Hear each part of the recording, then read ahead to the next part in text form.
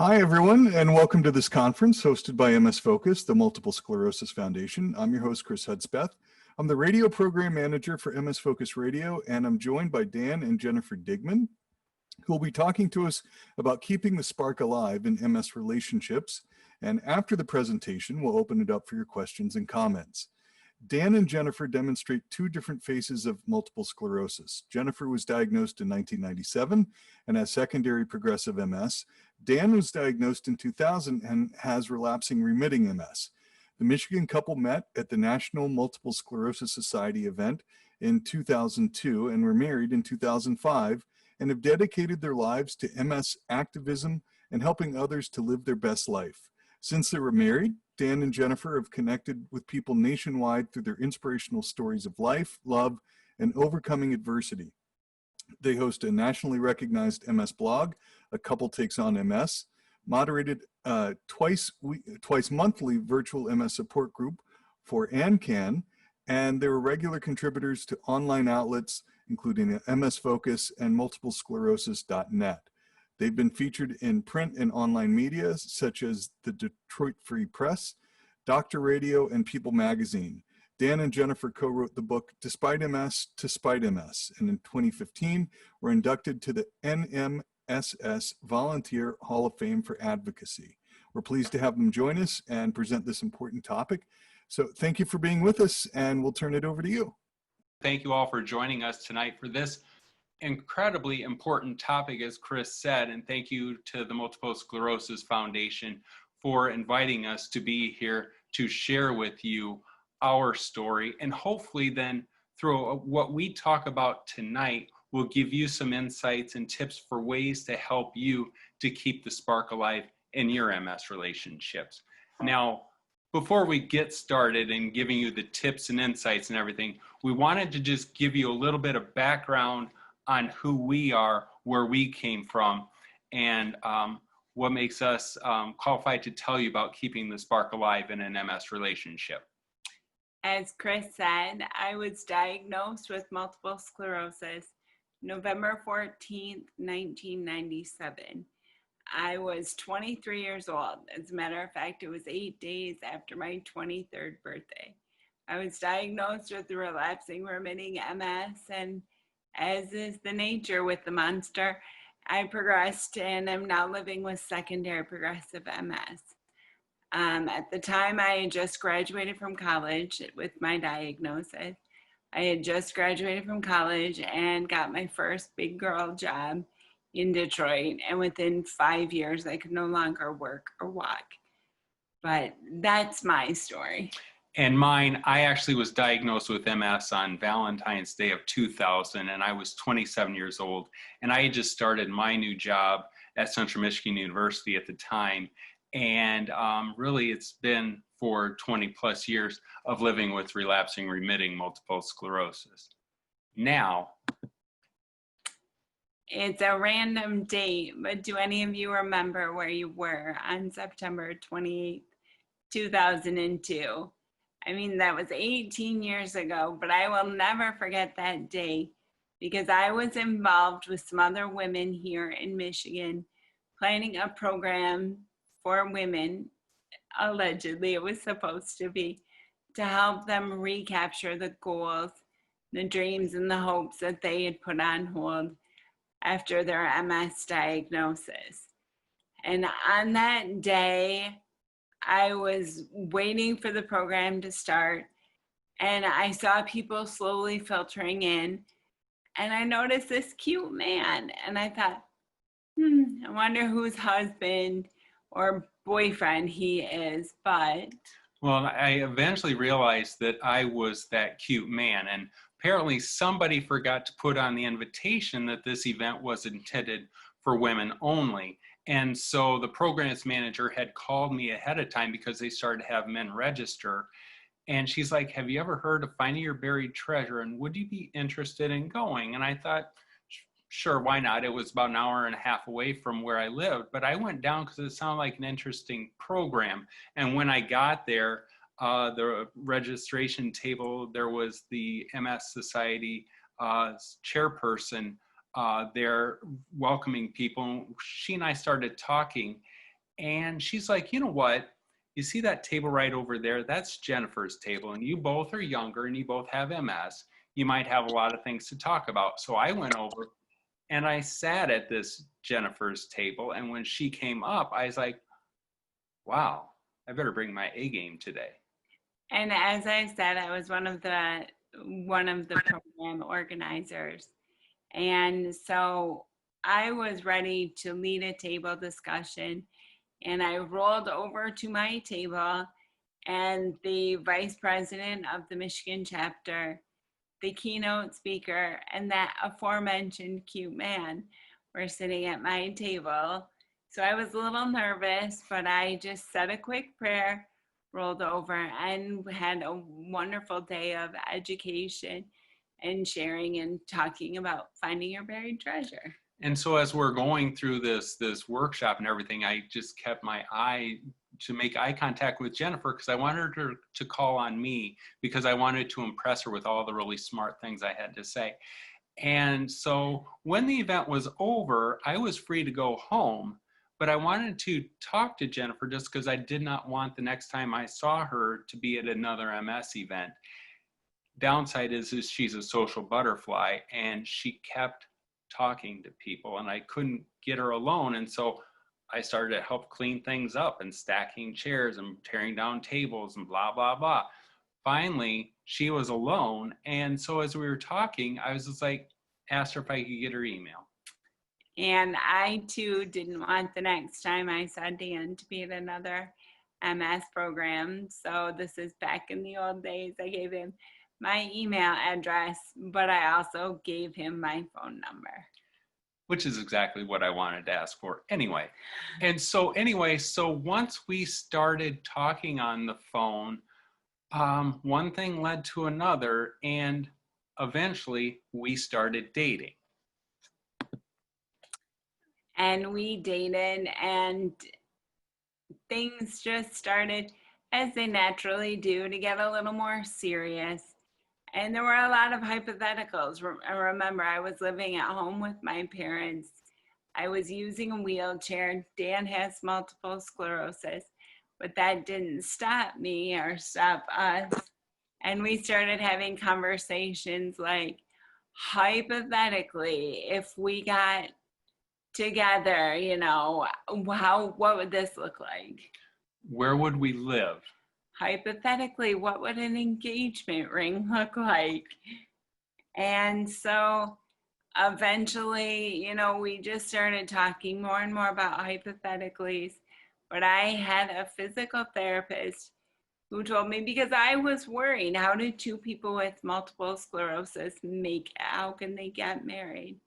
And Merrick told me about the My Choice Medicaid waiver program, which is here in Michigan, which allows people to get a caregiver for so many hours a day, just so that they can continue functioning with activities of daily living.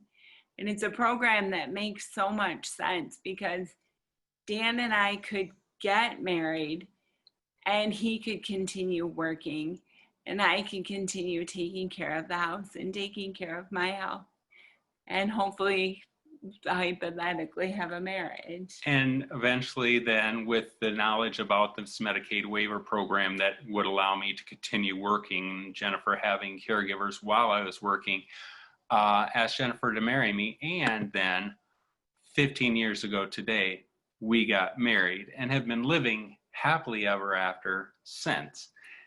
But this doesn't happen overnight, doesn't come easily.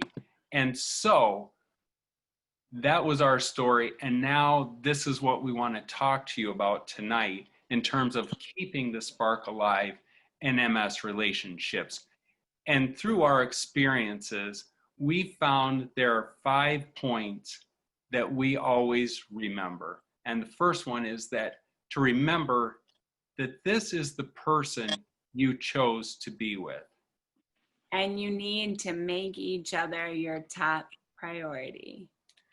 And through it all, you need to learn, grow, and change together. And you need to try new things together. And when all is said and done, you need to show your love. And so these are the 5 points that we want to elaborate on for you tonight so that you can continue to keep the spark alive in your relationships. And you have to remembering that this is the person you chose to be with. And I think that's a big thing. You know, it's easy to lose sight of these sorts of things. You know, think of the work demands and doctor's appointments and family commitments and different opinions. Just MS and MS, you know, ways of life, MS progression, your leisure activities. I mean, going to the game, watching the games, and just, you know, with MS, there's straight up fatigue.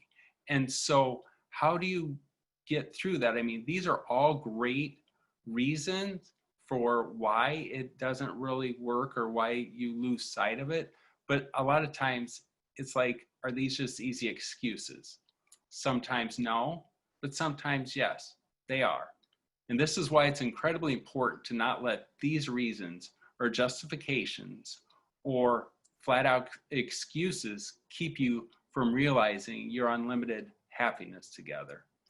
And I think it's really important to remember when you're with your partner, this is the person that used to give you butterflies, or the person that when you met him or her gave you butterflies, and you need to keep that going. You need that feeling. You know, there's a reason that this person caught your eye, that you were smitten with him or her. And so it's important to keep that focus.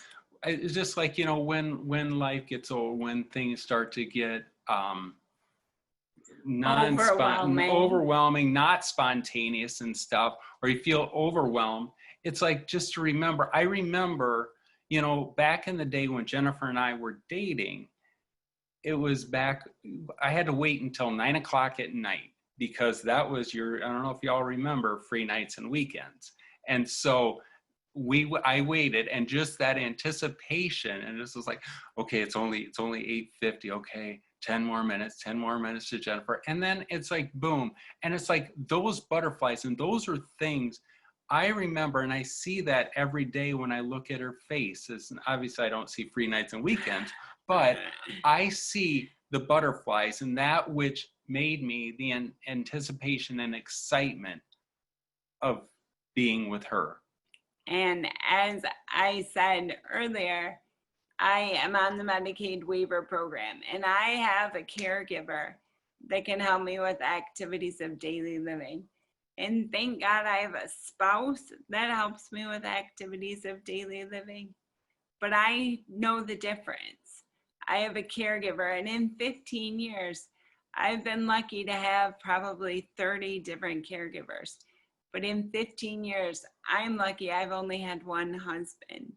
And so when there's times where you take your caregiver for granted, or you get frustrated with your caregiver or your partner or your spouse, you have to remember this person is the person that gave you butterflies, and he's or she's your top priority. And to remember, I mean, because obviously what we talked about coming here is keeping the spark alive in your MS relationships.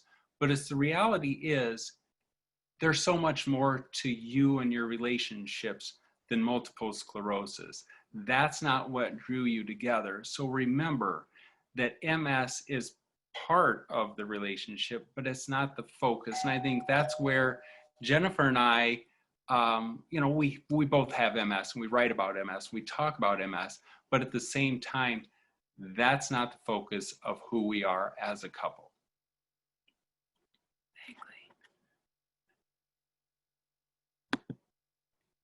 And then as far as I talked about making each other your top priority, in the United States, there's over 328 million people. But this person, this man to my right, he is my number one. He's the one that I want to focus on, and he always comes first. And our relationship should come first. You know, multiple sclerosis is a lot of what we think about, those of us living with the disease. But I think when you think about MS, it kind of bums you out. It may frustrate you, make you not happy.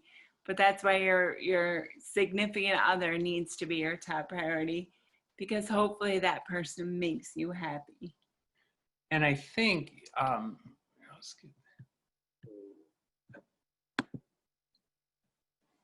the one thing that you need to remember to do is keep trying to impress each other. I mean, that's what will keep the spark alive.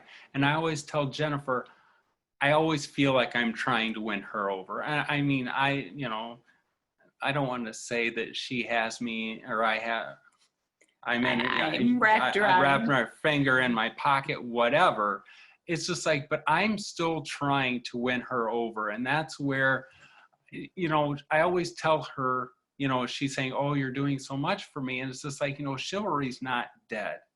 And I'm going to continue to do this to impress you. And that's what I think that I always have to remind her and, hopefully help you to remember. It's just like, I will do these things. I tell her that I would do these things whether you had MS or not. And I would do it because I love you and because I'm just trying to be a nice guy, and so that's what it's about. So I think that's where you have to remember the separation. It's like, I'm not doing that because I'm your caregiver.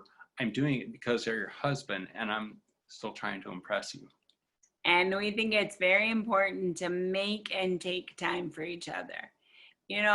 I realize not every couple has plenty of free time.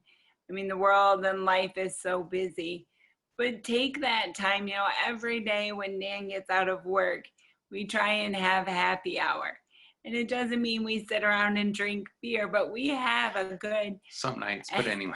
But, we sit around and we talk. We talk about the day. We talk about things for at least a half an hour and 45 minutes just to reconnect and let each other know what's going on. And it's a really special time that we can focus on each other and enjoy each other's company.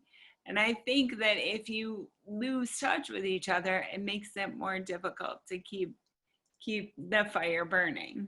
And that's where, we talk about that. There was a time a couple weeks ago where, we had a lot of things. I'm working full time and it's a busy time at work, and Jennifer has appointments and assignments and stuff. And I says, you know what, tonight let's just stop. And we stopped and we, turned off our cell phones, turned off everything. And I seriously, I'd say binge watched like the 6 episodes of Chop that we had like stored up because DVR, because it's like, we just need to get away and just do nothing. And that's doing that nothing together. Cause I would never sit and watch Chop by myself. Great show, but not by myself, but Jennifer. And then it's like, this is our life and this is what we do. And we think it's really important to try and have a date night at least once a month.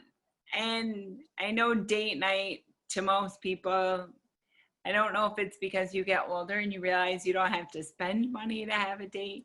But again, just to focus on each other and do something fun. We rented a movie on TV. If you couldn't call it rented a movie, I'm showing my age here. But we just watched a movie and ate popcorn.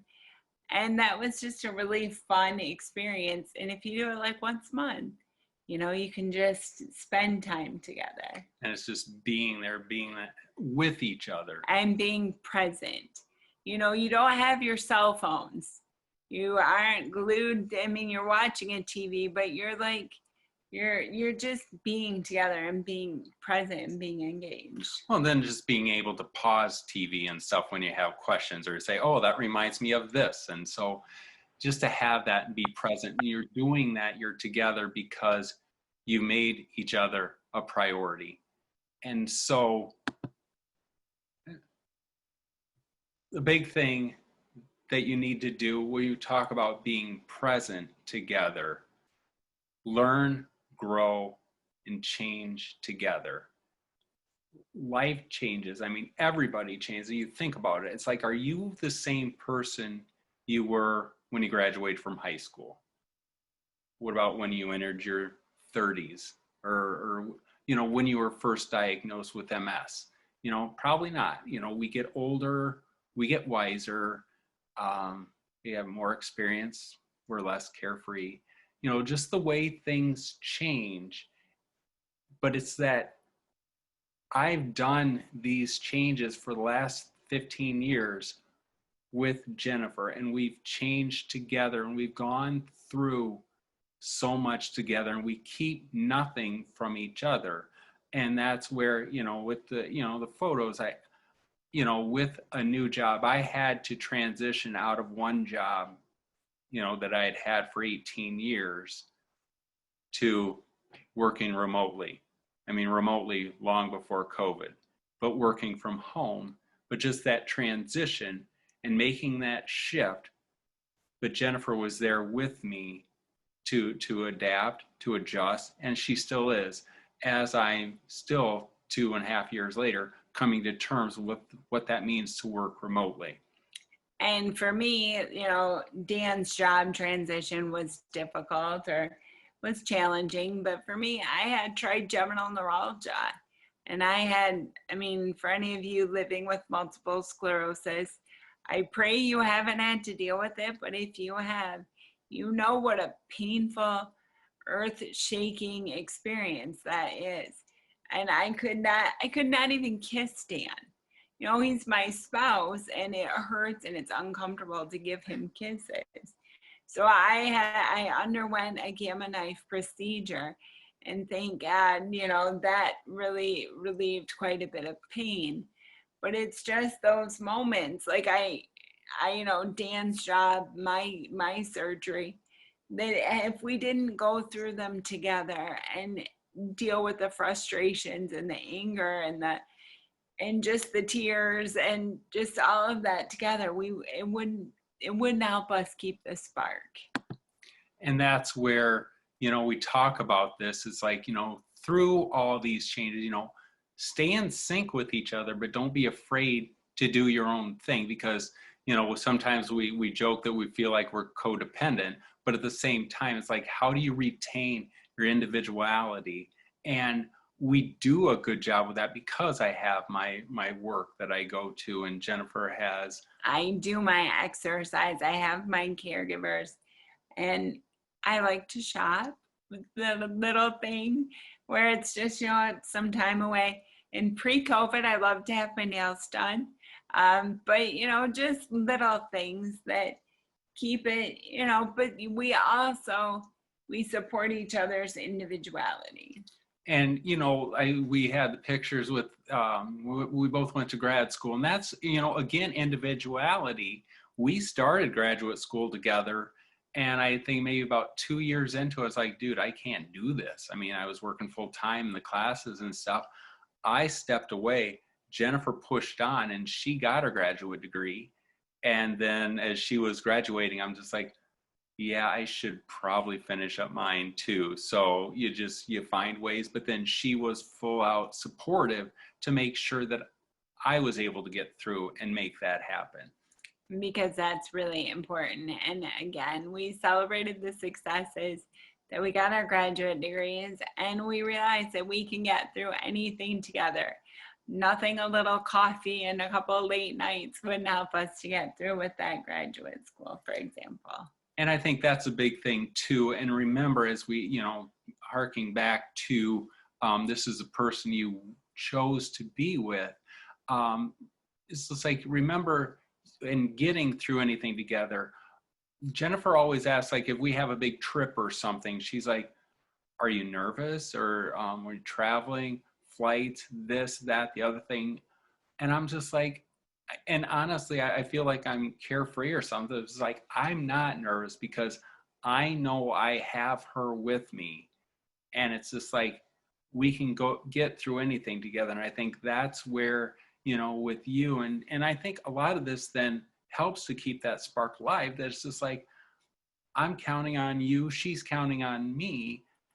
It's just like, we're in this together, and you just make that happen. I think then that gives you the confidence and the trust in each other, and that helps to keep the spark going. And I think it's true that nothing is more attractive in then seeing your partner confident and seeing like, yeah, I've got this. And so when I'm shaken and Dan steps up and he's like, oh, I've got this, or vice versa, we get to see each other at our best. And it's a constant reminder of what brought us together. And we like to try new things together.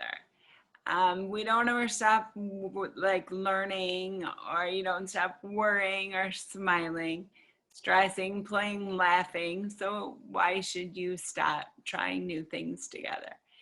And what's so interesting is when I met Dan on September 28th, 2002, my mom was also at that MS event.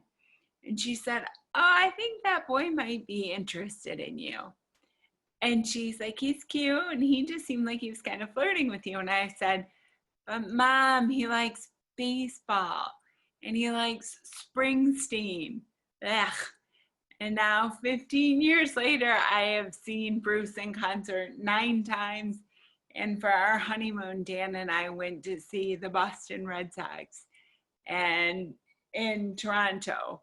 So, I mean, you need to try new things together. And like Springsteen and baseball, if Dan finds redeeming qualities in them, maybe there's a little something. I like Dan, give him a shot. And sure enough, he knew what he was talking about. But that's where, new is exciting, and that's where we say, oh, things get monotonous. It's like, then step out, be adventurous, see what else is out there that you can experience together. Because obviously, again, no matter how long you have been together with your partner, 2-3 years later, I mean, life change. There's new things to try, new things to do. And so that's where, Jennifer talks about Springsteen and baseball. I liked the arts, that they were, that's fine. And it's but good. You would never go to, like, let's say an art museum without a little subtle urging. No, I would not. But, so we branched out and we went down because there was like a Van Gogh exhibit down at the Detroit Institute of Arts. And it's like, let's make a weekend trip and let's just go and do that and experience that something new together. And we have to take advantage of each other's strengths. I mean, to be perfectly honest, I am not as capable using my hands as I was 15 years ago when Dan and I met. But I still like to cook with Dan. If I can't mix the ingredients or I can't chop up the ingredients, I'm one heck of a sous chef. Or when Dan's outside grilling, I can buy the things that he cooks for dinner. We just play, take advantage of what each one of us does well. Or like Dan, for example, he's working during the day. When it comes to buying our nieces and nephew gifts, I have the free time and I can do the hunting around on Amazon or shopping in the store to lighten the load for him, so that we can focus more on our relationship. And be open and flexible to this. And this is something, I mean, there's a picture of Jennifer, and that, like I say, you branch out, you explore and do things. And actually be open to other friends helping you find these opportunities. And there's accessible fishing. It was like an accessible boat, accessible everything. So Jennifer was able to get out on a boat and go fishing. And I was like, it's one of those things where sometimes we don't feel like going out, or sometimes if we get tickets to a baseball game and it's just like, they cost us like $40 and it's like, I know we bought the tickets, but I'll pay $40 if we didn't have to go to this tonight. I just want to stay home and watch TV. Stop and go. I mean, because so often, anytime that we say that, we'd come home where it's like, aren't you so glad? That was so fun. And it's just like, so be open and flexible to trying something different. And something that you have to do, probably most all of us, is you have those yearly neurological appointments. And for me and for Dan, our neurologist is almost 3 hours away. And instead of having a stressful long day of driving to Ann Arbor and then having the appointment and then getting in the car and driving home, one day Dan said, well, do you want to stop and have a parking lot picnic? And so we went and we got some food and we sat in the car and we had a picnic. You know, it broke up the day and it was just something, you know, it was romantic and it is silly. As romantic as a McDonald's can be. But just sitting and just enjoying each other's company, and we can hash over how the appointment went. But it's just little things like that, you know, steal away those moments and enjoy each other. And that's the thing. And, you know, we say you don't make MS the focus of the relationship, but you adjust and you adapt accordingly. And that's why, you know, we go to the drive-through, because, you know, the thought of, you know, getting there, it's cold or hot, and to have to drop the ramp, get Jennifer out of the van, get into the restaurant, order the food, sit at the table, clean up and go, blah, blah, blah. Let's just get the food to go, sit in the parking lot, eat, and be done. And it's just like that took advantage of our situation and made it even better. So embrace what you have or build on what you have. Yes. Showing your love. You know, we talk about like, there's all kinds of cliches. You know, you say, oh, actions speak louder than words, or, you know, you got to walk the walk if you're going to talk the talk, or, you know, what have you done for me lately? Showing the love and having your, you know, for it that you have your partner, it's a surefire way, and no pun intended, to keep the spark alive. And how you show it is really up to you, and what will best convey that emotion to your significant other. You want to tell the peanuts and candy corn. That's all you, dude. When Dan and I met, he told me about peanuts and candy corn, which is just a simple little thing you can only get kind of in the fall. And so whenever I'm at the grocery store, it is September. And the last time I went to the grocery store, or a few weeks ago I went, and he's so delighted. He's absolutely tickled like a little kid when I mix together peanuts and candy corn. I hear him shaking. It's like, oh my God, oh my God. And so that little thing, or if I pick up licorice for him at the store, again, it's those moments just to see someone, to see your significant other, just to see them happy like that, remembering the way you used to be. And to even then to help them do, again, chivalry isn't dead. Jennifer, hands don't work. So if we're going out and she needs to touch up, I'm there. And never underestimate a little lipstick, ladies. Just that it makes you feel good. And if your partner or your spouse has to help you put it on, it's a win-win, because it's something that will make you feel that much cuter. And so, you know, say your love. You know, I say actions speak louder than words, but it always helps to hear. And that's where I always tell Jennifer, and I think it makes her caregivers sick, because every time I come out and get coffee, or every time I, you know, do whatever, working remotely and stuff, I always, when I leave the room, it's like, I always say I love you. I always say I love you. And, you know, call me, I don't want to say morbid, but it's just like, I always think you never know when something's going to go wrong, different, bad. Or if I were to, like, God forbid, have a heart attack or something, I just want Jennifer to know, or like the last words she ever hears from me is, I love you. And not all relationships are at that stage yet. And I'm sure there are moments where you don't feel comfortable saying it, but find some other way, you know, say, I appreciate, or, you know, I really like talking with you, or I love how you make me laugh, you know, just find something, some way to show your appreciation and your affection, because it's always nice to hear someone say it to you. but it's equally as nice to tell someone else how you feel.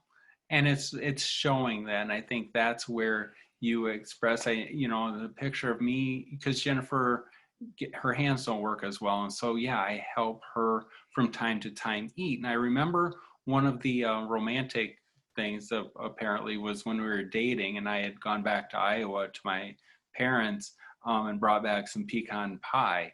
It was around Thanksgiving time, and she was in the hospital at the time, so I was seeing her in the hospital. And obviously she couldn't feed herself, and so I fed her pecan pie in the hospital. And it's just like, it's just like, well, that's really, really romantic. Well, even now, just a regular meal, just to help her do that. And so I think that's just where you continue to show your love that way. But the one thing, as we say, oh, show your love, do it this, one thing you can't forget, take care of yourself. And the self-love, the self-help, the self-care, so important. And you have to, as Dan said, take care of yourself. And if you are so busy taking care of everyone else that you're not focused on yourself, you're not giving the most of yourself or the best of yourself to that significant other, to your partner. And so that's why it's so important to take care of yourself, to take care of your health, to eat well, to exercise, to get sleep, all those things that people talk about. That's really important. Well, and then kiss often and make it count. And it's just like, just you can obviously the pecs work and it's there and stuff, but just for that moment, just stop and legitimately, and I'm not talking all gooey, slobby kiss, just something to just say, this is the person I want to be with. And nothing is better than when you get in an elevator and you can steal away just for a quick kiss, just a mwah, and that's really important, just that contact and connection. And so with this, those are the 5 points, and hopefully we, elaborated on, or it gave you some things to think about and, to remember that this is the person you chose. And you need to make each other your top priority. And to learn, grow, and change together. And to try new things. And to show your love. And the big thing though is that's how you keep the spark alive in your relationship.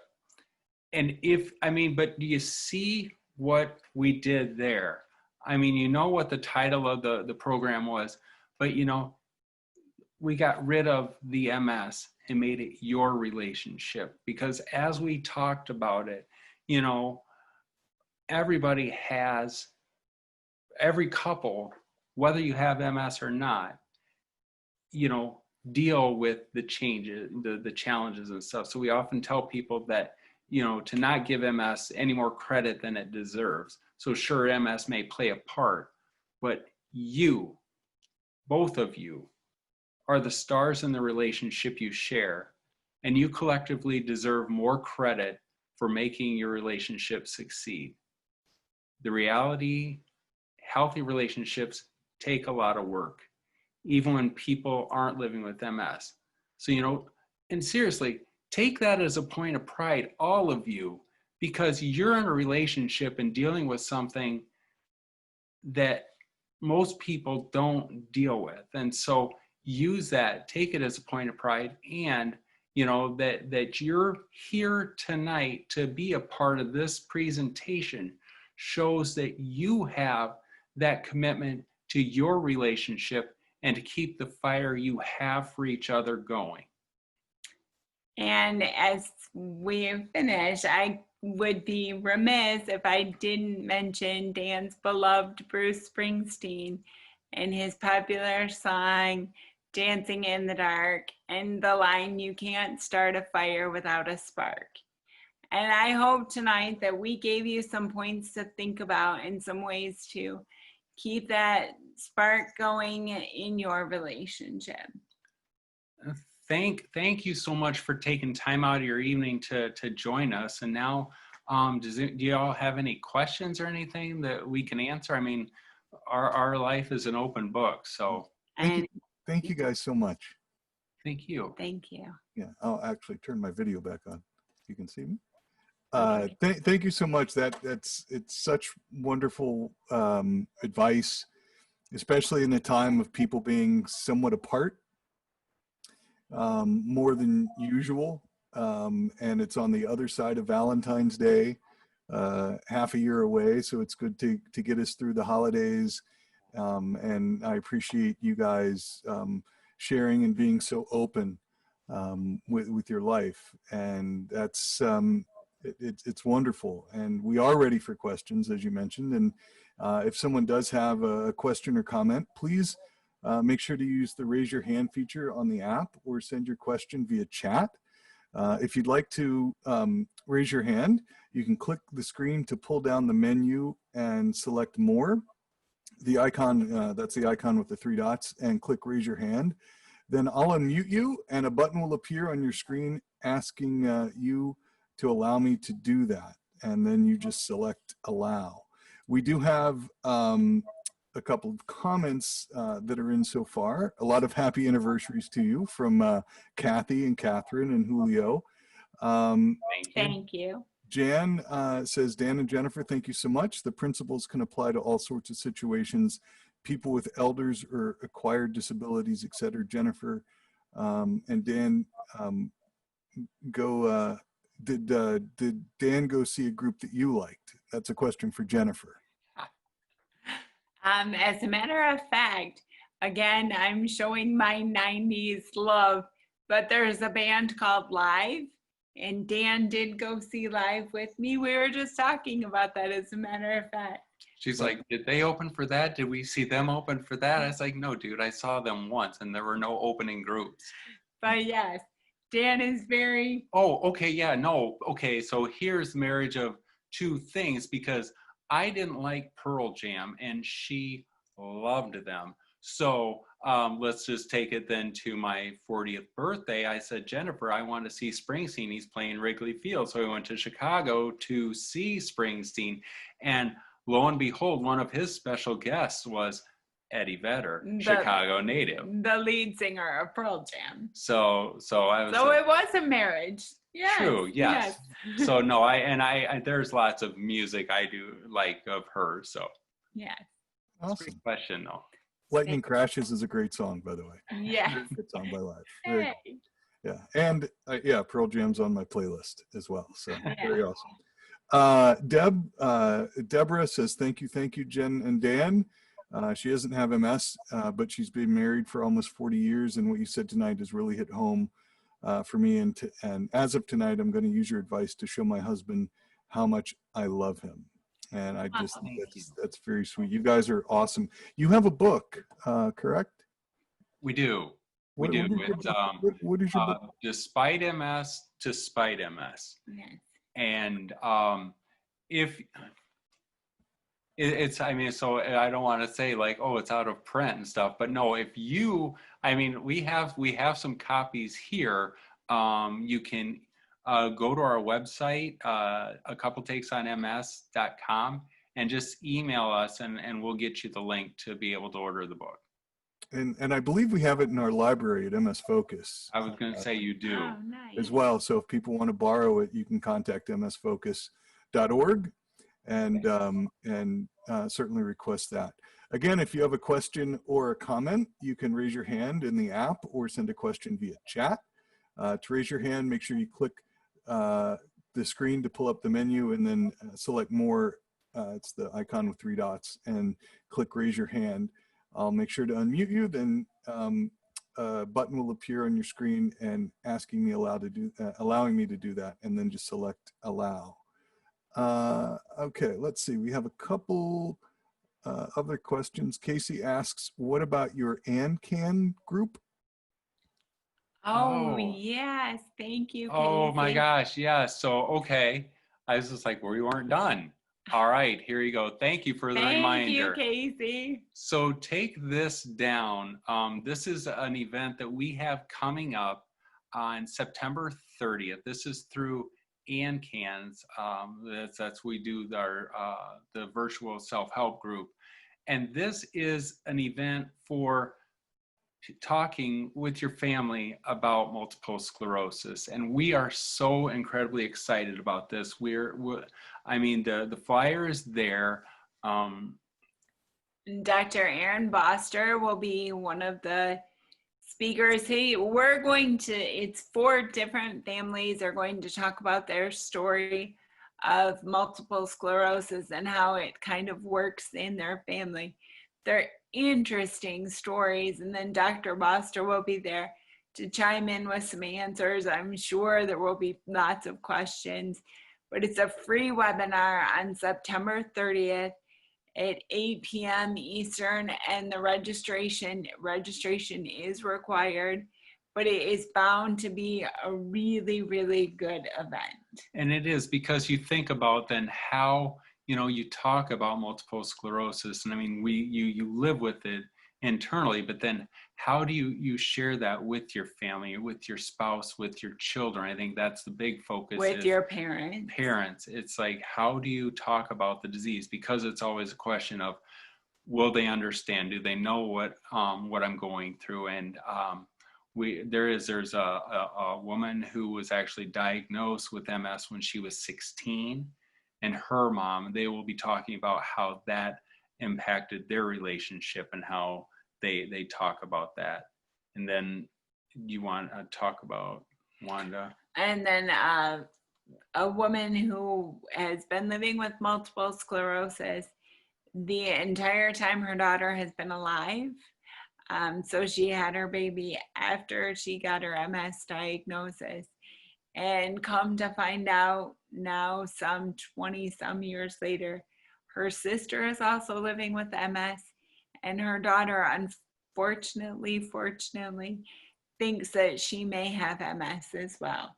So they're going to talk about and share their story. And then we have another, a man whose daughter, and the man has MS, and his daughter will be there, and also his wife, just to talk about MS and their family relationships. And coincidentally, his mom, who passed away a few years ago, but she also had MS. So he has the perspective from both sides like that. And then we also have then a mother with a son. Her mom has MS.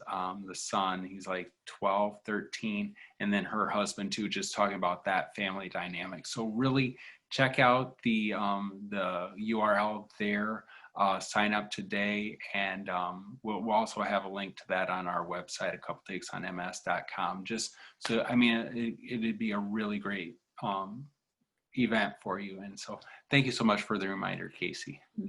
And if you're not familiar with Aaron Boster, he is a very fun person to have as a guest. We had him on a little while ago, a few months ago, and he was a lot of fun. Yeah, he's dynamic. And he is dynamic. That's a good yes, word. You will have a you'll have a treat, and hopefully you have some Kentucky apple juice with him at the same time. I don't know if anyone's familiar with that. So if there are no other questions, I just want to thank you guys again, and really for sharing and being so open with everyone and about your lives. It's not always easy, I'm sure. And I'm glad. Thank you for putting up your screen. So I mean, seriously, I mean, we were here for tonight, but there's the information. Just reach out to us, connect with us. I mean, anything we can do to just keep the conversation going with you, we'd love to hear from you. So thank you so much. Oh, that's awesome. So if you missed any part of this conference, it will be replayed on msfocusradio.org and available on demand on our MS Focus SoundCloud page or our YouTube page, so you can get all the slides and everything. Remember to follow MS Focus on Facebook, Twitter, and Instagram for times and access information. Our next teleconference is going to be this coming Monday, September 14th at 6 p.m. Eastern Time. And the subject matter is prioritizing wellness during the pandemic. It's going to be, from what I understand, it's going to be a group sort of discussion from what I read. And so our sincere thanks to everyone who's attended. Give each other a hug if you can. That would be awesome. And or a high five. And especially to Jennifer and Dan, thank you so much for the time you spent to prepare and share this information with us. And one last thing from Barbara, just wanted to say happy birthday, happy anniversary. And you've always been inspiration to her in all that you do. And thank you very much. So, well, thank you very much. Thank you. So thank you guys so much. And everyone have a great night. We'll see you again soon. All right, you. take care. Bye-bye. Thank you very much. Bye-bye.